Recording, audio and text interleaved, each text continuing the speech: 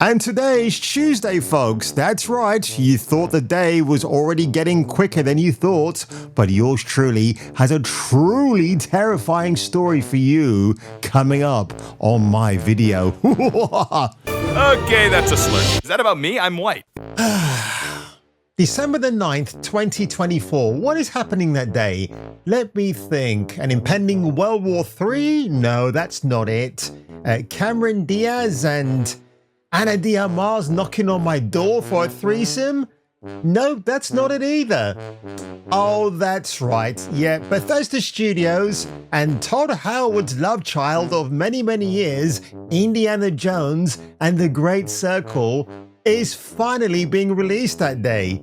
But unfortunately, folks, it seems that Microsoft and Xbox don't want people to have early access to talk about the game because unfortunately, this is going to be another bomb, another bum for Bethesda and Xbox. It seems they just can't get their heads properly screwed on. She's silent, she's deadly, but my God, she sure packs a double punch. Yes, hallelujah, it's the video show. And now, the man the BBC calls Jason King on Kung Fu Hot Dog. So courtesy of The Red Dragon, which by the way was a very good Hannibal Lecter movie in that trilogy of films, Red Dragon states, Xbox won't allow critics to post reviews or thoughts of Indiana Jones and the Phoebe Waller-Bridge Circle until the game launches for public access in the early hours of the 5th of December. Microsoft is not confident the game will be well received. Well, I can guarantee you already, I'm going to state it right here, that IGN will give this an absolute maximum 7 out of 10, which on their barometer of rating a video game, it means it's good. But they also gave the same rating to Star Wars Outlaws, so that doesn't justify that review overall. For Indiana Jones and the not-so-great Circle of Todd Howard, we can confirm that reviews will start going live from December the 5th at 7 p.m. Eastern Time, 4 p.m. Pacific Time. This is the exact same time that the game will be available for early access, with full launch happening on December the 9th for both PC and Xbox. We aren't allowed to disclose anything else beyond that, though, like with any reviews you've done, you can expect our full thoughts on Embargo Day, which is not a great day in the calendar to celebrate, especially if you work for Bethesda Studios, especially if you stand there in front of a camera and proclaim to the audience that Indiana Jones and the Great Circle is, wait for it, you know it's coming, as is I. Now we have the opportunity to tell a new Indiana Jones story for a modern gaming audience. You've got spunk and balls. And I like that in a woman. What did Xbox decide to do 19 hours ago at the time of me filming this? And look at the reception. It's not terrible. It's 8,700 upvotes and 1,100 downvotes. But I've also heard something else about this game which did not please me at all. But let's go through it. This trailer, by the way, is just over 3 minutes long. I'm guessing the 2 seconds might belong to the end credits, but let's have a look. Every good story is true. Starts with the Germans. And I know one you haven't heard of. What, how this game is going to fail? Dr. Jones. So what I'd like to do is put the guns down. Go ahead. I'll knock your teeth out. This is Troy Baker doing a Troy Baker impression. So what brings you to the Vatican, Indy? Your I'm mama. looking for someone.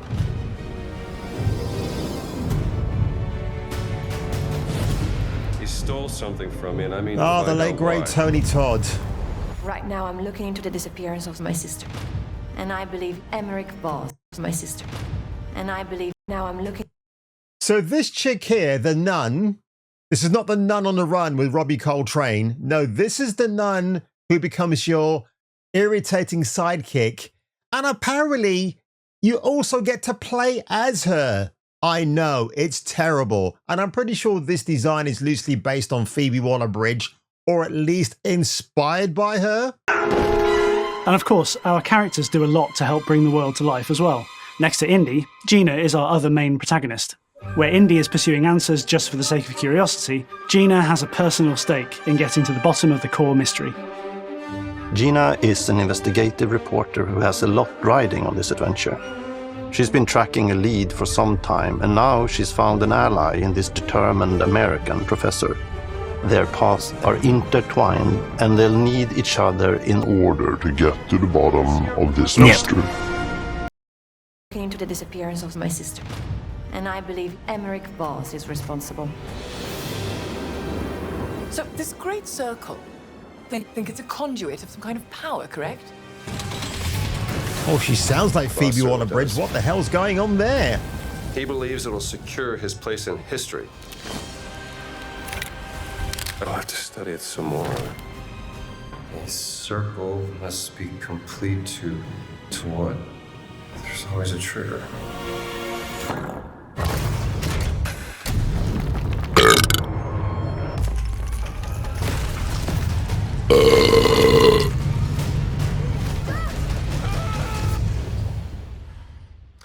Good luck, Indy. Legends say these relics hold a force. They can change I like the course that of... because Harrison Ford played Han Solo in Star Wars. So you can feel the force in an Indiana Jones game developed by Lucasfilms, or might not be Lucasfilms who developed it because they left it in the not so capable hands of Machine Gun Games. And how's that working out for them so far? You're good at this. Look, I'm going to say this much. Rather than me just shitting all over this game, parts of it looks really, really good. Again, I'm not inspired by the engine they've used. The fact that Indiana Jones, the actual character of him in third person, looks like it's plucked from the early 2000s, right? That's what I don't like about this. I mean, you would have thought that Bethesda would actually progress and really update their gaming engine, and then we could have a really awesome looking Indiana Jones, but we can't even have that, can we? There's lots of Jones. I know enough to get me into trouble. There's Denham Elliott. Well, the brief moments we saw of him. Dun, dun, dun, dun, dun, dun, dun, dun, dun.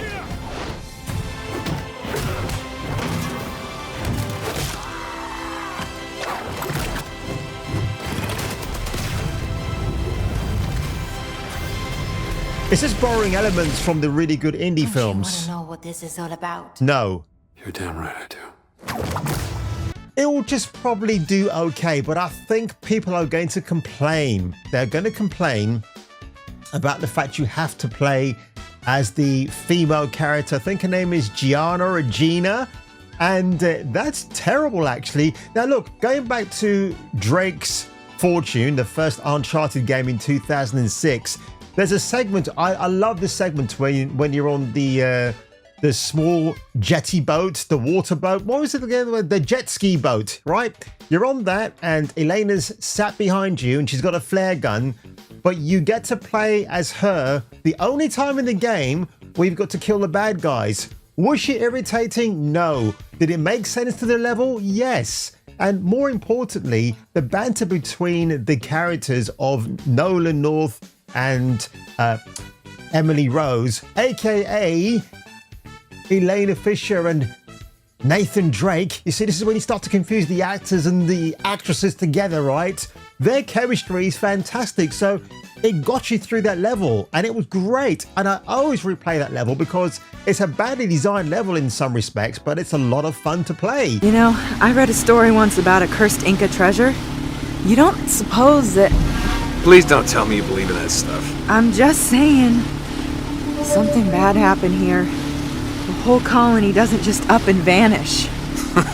Yeah. Well, how do you explain it?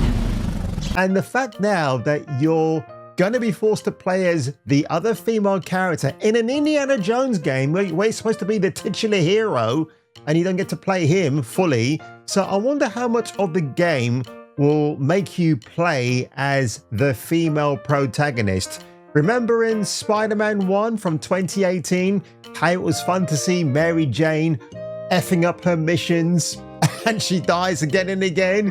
It's a shame that the game mechanic just didn't allow you for her to just die and then you couldn't carry on with the game anymore. That would have been absolutely hilarious.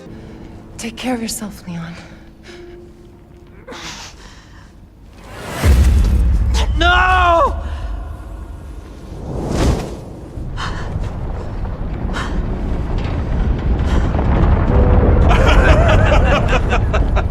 And then of course Spider-Man 2 happened in conjunction with Sweet Baby Inc. And we won't talk about that anymore, shall we? So Indiana Jones and the Great Circle over on SteamDB, if we look at the chart positions, 43,585 followers, number 26 on the wish lists, and 107 in the top sellers. Compared to Star Wars Outlaws, what do they look like? So 20,000 followers, 168 in the top sellers, okay, and the rest speaks for itself. So by those metrics alone, you should think that Indiana Jones and the Great Circle might have a chance to succeed, but we'll wait and see, folks. But I'm more curious to see what the female gameplay aspect of a title of a game that's got the masculine male character emblazoned on the sleeve artwork, or in this case fart work, will actually sit with players. There's probably going to be some modern day messaging in a period piece of a video game, and why does that not surprise me anymore? But on that one, folks, if you were me and if you were you, and no, my head was not about to fall off, thank God, I'll catch you catching me whoosh, for the return of my next video.